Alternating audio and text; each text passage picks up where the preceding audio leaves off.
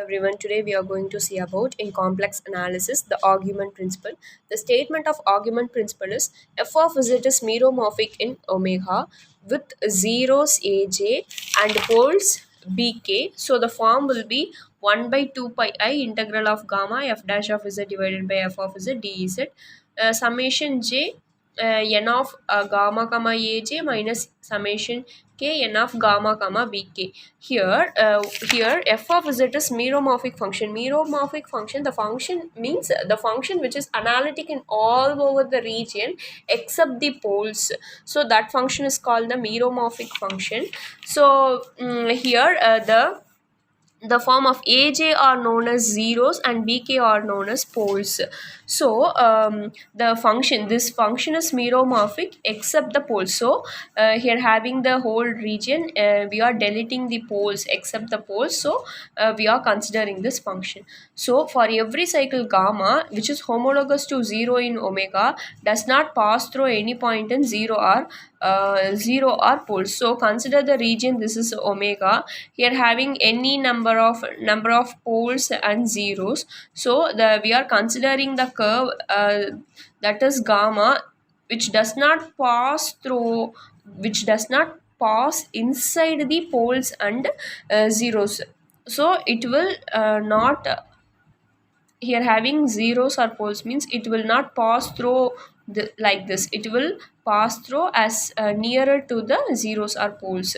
So let the zeros of f of zb, we are considering that as a1 to aj and the poles of f of zb b1 to bk. So we can rewrite that f of z can be f of z equal to z minus a1 z minus a2 up to z minus aj divided by z minus b1 z minus b2 up to z minus bk into g of z.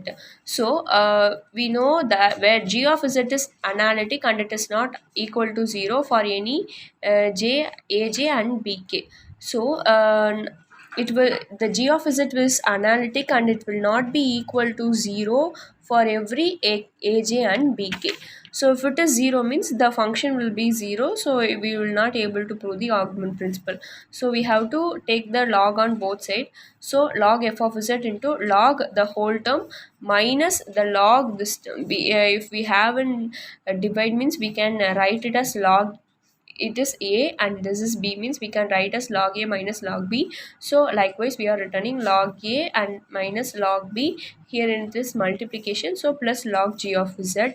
So we are separating the log of each terms. So log of z minus a1 plus log of z minus a2 up to log of z minus aj minus this whole log of z minus b1 log of z minus b2 to log of z minus bk plus log of gk. So differentiate with respect to z means we get that if we differentiate with respect to z means we get f dash of z divided by f of z.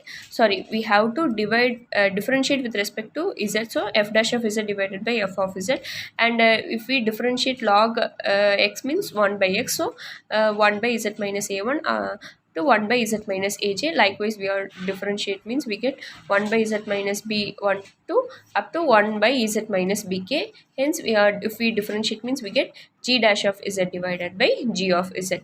So we are considering that gamma be the circle in omega which does not pass through any point of zeros or poles. We are already know that. So integrating with respect to z and gamma on both sides means, so we have to frame this form. So we have to get this term. So next what we do means we have to integrate, then we have to multiply by 1 by 2 pi I. So if we integrate with respect to comma to all the term means we get like this.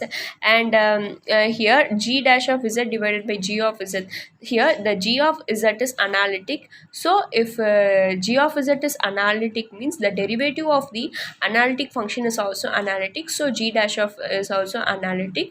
So in a closed curve, so gamma is the closed curve. So analytic, the function which is analytic in the closed curve by Cauchy's theorem, it will be equal to 0. So we get this term as 0. The rest of the terms are this one. So we have to multiply this by 1 by 2 pi I on both sides means we get like this.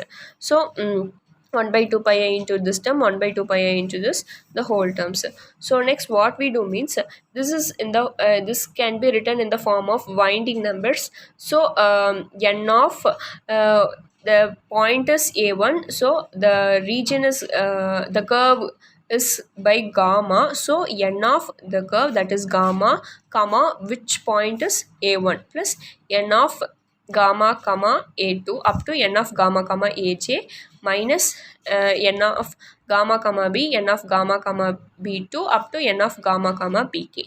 So further we know that this can be written in the form of summation with respect to aj, so the term as it is, and it can be written in the form of summation j n gamma comma aj minus summation k n gamma comma bk. So this is the form we have to prove that the function which is analytic means it will be number of zeros minus number of poles. So we proved the number of zeros minus number of poles of the function. Hope you all understand, and thank you.